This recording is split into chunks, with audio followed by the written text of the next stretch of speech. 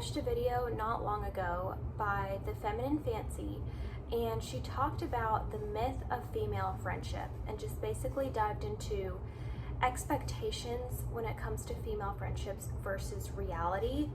And I agreed with pretty much everything she said in that video and just felt really inspired to share my own thoughts and my own experiences when it comes to female friendships. Growing up, especially in grade school, so middle school and high school, I was never someone that had a ton of friends, but the friends I did have were really good friends. So I was always more of a quality friendship type person over quantity. And so I just kind of realized that when you're in grade school, I mean, think about it, you're with the same people in class all day, every day. And so making friendships and keeping friendships is really easy because you're with these people all day long. And so for me, when I got to college, I went to college in my hometown, so I didn't move away, and as did a lot of other people from my high school. We all went to the same college, but none of us retained our friendships with one another. Because, you know, when you're in college, people go off on different paths. So some people chose to go to sororities, some people did other clubs and organizations. I personally worked the whole time during college, and yeah, so we all headed off in different directions and none of us stayed friends. Growing up, we're kind of fed this idea that friendships are everything. And in Disney shows and magazines, we would just constantly see female friendships. So even in shows, it wasn't just the main character, it was her and her best friend, or her and a group of friends, and just this idea that friendships are everything, that these girls are always together, that they do everything together. And I think a lot of those things set us up for just unrealistic expectations when it comes to female friendships in adulthood. So I got to college and my situation was a little bit unique because I got to live at home my freshman year of college, which actually was a really bad decision, and I would not recommend doing that just because, like I said, I was working too. So I would go to class from 8 to 12, and then from 12 to 5 I would work, and then at 5 o'clock I would just drive home. I didn't get to meet a lot of people. I didn't get to join any organizations or groups. I didn't get to really make any sort of friendships my freshman year because I didn't have the time or the opportunity to do so. The spring semester of my freshman year is when I actually made two friends through a physics class I was taking. We had to do a group project together, and we struck it off right away. Became pretty good friends pretty fast, but they lived in the dorms on campus and I lived at home. So whenever we wanted to hang out, we'd have to schedule it, and I'd have to drive over, and then I'd have to drive home because I couldn't spend the night. And so it was just a whole thing. And so I decided that the fall semester of my sophomore year, I wanted to live in the dorm. And so I signed up and everything. All three of us were gonna live in the same dorm together. And that spring, COVID hit. And so I had already signed up for everything. It was pretty much a done deal. And I wanted to move out regardless, but the two friends I made decided to just stay at home and do school from online instead of coming back to campus. My sophomore year was really difficult for me, friendships-wise, because my fiance was co-oping at the time in a different city, so he wasn't here. COVID was like in full force. There was no one on campus. Pretty much everyone had stayed home. Classes were online, and on top of that, I had some family stuff going on. So my family wasn't really in the picture for that whole year. And it was just a very difficult, very lonely year. And because of the pandemic, I couldn't go out and meet people. I had no one. I think I came into college with this idea of just making a ton of new friends and having a great time and going out with friends all the time and just meeting people who were like me, who are just work-minded, who are dedicated and focused and driven. I also wanted friends who were believers and who could inspire me in my walk with the Lord, and that I could do the same for them.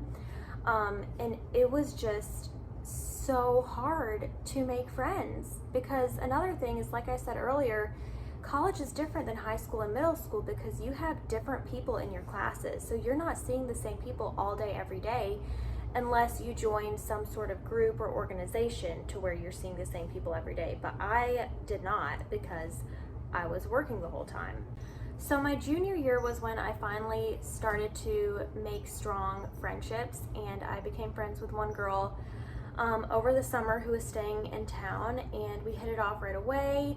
Because, I mean, they don't talk about it, but vibing with a friend is so important, because you could have a ton of things in common, like on paper, but if there's no like friendship chemistry, then you guys probably are not gonna stay friends. But me and this girl really hit it off, and we were friends for a long time until we just started to drift off into different directions. And so for me personally, like I said, I was looking for friendships that were very specific. I was very intentional about seeking out a specific type of friendship, people that were similar to me and that had similar values and goals and faith and whatnot.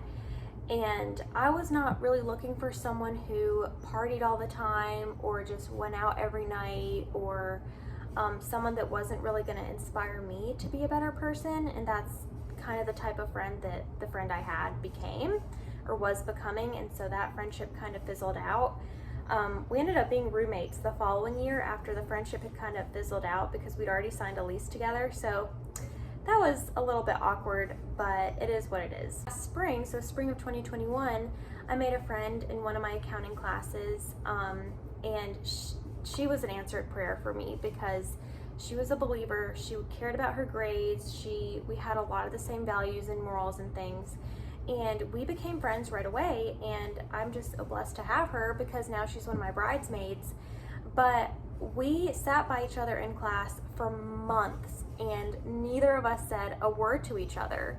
And it wasn't until March or April that one of us reached out to ask about an accounting problem, and that's where our friendship started. And so I just feel like if one of us had reached out in January when the class had started, we could have had a friendship sooner rather than later. One thing I'm kind of wrestling with right now is just wondering if it's even worth me trying to go out and form new friendships if I'm gonna be getting married and moving in about 10 months. And so I'm just thinking, what's even the point if I'm gonna become best friends with someone and then, the friendship's gonna fizzle out in 10 months. And I think that's a very harmful way to look at it, because that's still 10 months that I will be here. That's 10 months that a friendship could be formed. I also think that growing up, we were not taught how to fix a friendship crack. So friendship breakups and reconciling with that sort of thing. So if you think about it, if you and your romantic partner have a fight, or you have a falling out, or a big issue has happened between you guys, what do? You work it out, you go to therapy, you talk about it, you communicate, you do something to try to solve the problem. And that's just not something that's really touched on when it comes to female friendships. And so earlier this year, I really felt called by God to reconcile a friendship that had been broken 4 years ago. And I think it was kind of both of our faults, but I just felt really led to take responsibility for my part in it and to reach out to her. And so I wrote her a letter and just apologized for the way I acted. And I could make a whole separate video on friendship reconciliations, because that is a tough thing. It's hard to admit that you're wrong and to take responsibility and apologize, but also when it's someone you haven't spoken to in years, that just adds another layer of difficulty, because it's like, are they gonna feel the same way? Are they gonna be angry at my attempts to patch things up? How are they gonna take this? And so in my case, I prayed about it, I thought about it, I talked to a lot of people before I decided to actually reach out. And so I wrote her a letter. I just wrote her a letter and sent it to her in late August, and I did not expect to hear anything back from her. Although I was just kind of hoping that she might feel the same way by now and want to catch up and patch things up. And if I'm honest, I was also looking for a little bit of closure with that friendship before I move. And I also realized that 4 years ago, I never really grieved the end of that friendship. And so that's something I had to do this year. Anyway, I say all this to say, I thought about all these things and I wrote a letter to her and I didn't hear anything back. And that's okay. I'm at peace with that. I know that I did my part and I reached out and made an effort. And if she doesn't feel the same way, that is totally fine. I think unrealistic expectations are a dangerous thing in literally any area. I think it's very important to manage your expectations with other people, with circumstances, just with everything. Set your expectations, maybe not necessarily low, but reasonable. But I think especially with friendships, we think they're supposed to be something that they're not most of the time. And so another expectation I had was that I'm supposed to have a lot of friends. And this is something, I think I got this expectation from social media. I can make a whole video on why I don't really like social media, and why I think it causes more harm than good. But essentially, when it comes to friendships, people post the most picture perfect, best moments of their life. You don't see them crying, you don't see them having a breakdown, you don't see them stressed out about work or cleaning up their messy apartment. You see all the pictures of traveling and friends posing together at events and just doing stuff together and that sort of thing. And I think that's where I got the idea that I'm supposed to have a lot of friends. And I just don't. And I think that's normal and that's okay, because while I don't have a ton of friends, the friends I do have, I really value and I really cherish, and they're super important to me and really high quality friendships.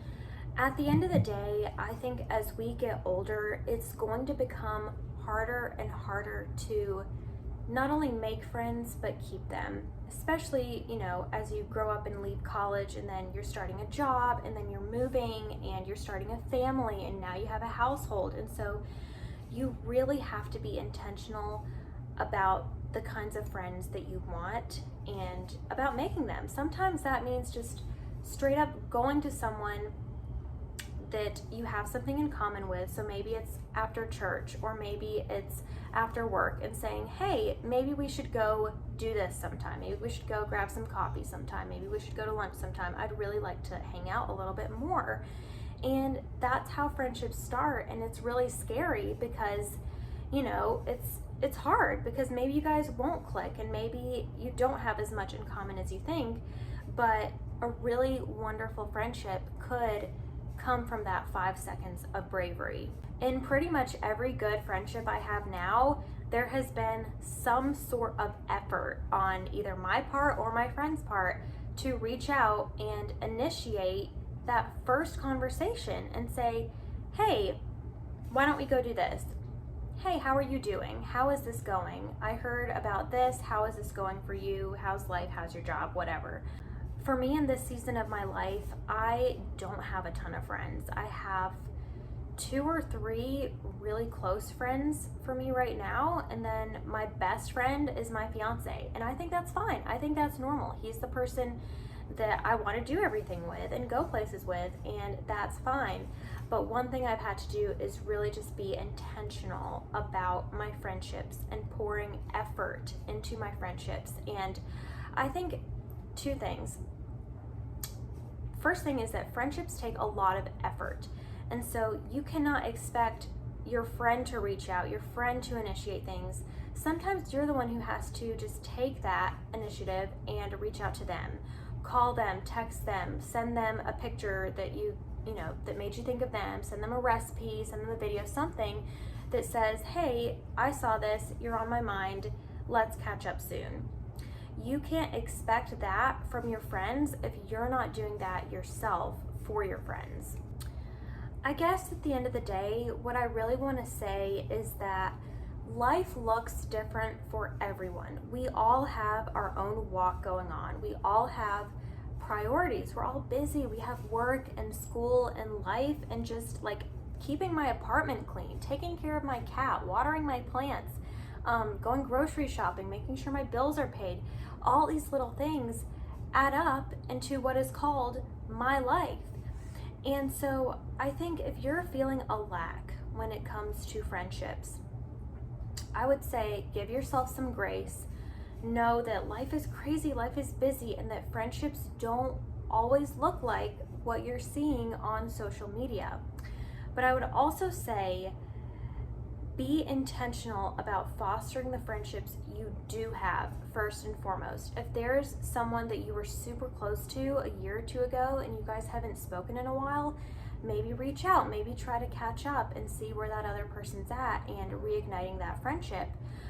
Because in my experience, sometimes it's a lot easier to reignite a friendship as opposed to starting a brand new one from scratch, but that doesn't always work.